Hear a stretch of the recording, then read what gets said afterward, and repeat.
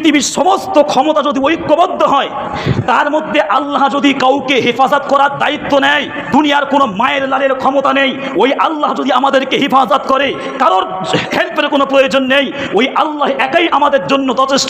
বলুন সুবহানাল্লাহ। এই জন্য করে এত ঘাবড়ানোর কি প্রয়োজন আছে? এত ভয় পাওয়ার কি দরকার আছে? তবে কখনো কখনো ঘাবড়ে আমরা যাই, কখনো কখনো ভয় আমরা পাই, এটা স্বাভাবিক। তবে ওই ঘাবড়ানোটা সহ্য করার মতো ক্ষমতা কিন্তু আমাদের মধ্যে আল্লাহ পাক দিয়েছে। আরশে আজিমে যতক্ষণ পর্যন্ত আমাদের বাঁচানোওয়ালা মালিক বিরাজমান থাকবে, পৃথিবীর সমস্ত শক্তি একদিকে হলেও আল্লাহর শক্তি যেদিকে থাকবে, আল্লাহ পাক বলেন ইন্নাল্লাহা আলা কুল্লি শাইইন কাদির। আমার ক্ষমতার সামনে পৃথিবীর সমস্ত ক্ষমতা পরাস্ত হতে বাধ্য হবে। বলুন সুবহানাল্লাহ। এজন্য করে আমরা আল্লাহর প্রতি ভরসা রাখবো। আল্লাহ হলেন সব থেকে বড় ক্ষমতার মালিক। আল্লাহর প্রতি ভরসা রাখবেন, দিনের উপরে চলার চেষ্টা করেন, আল্লাহ পাক আমাদের সাথে আছেন। বলুন ইনশাআল্লাহ।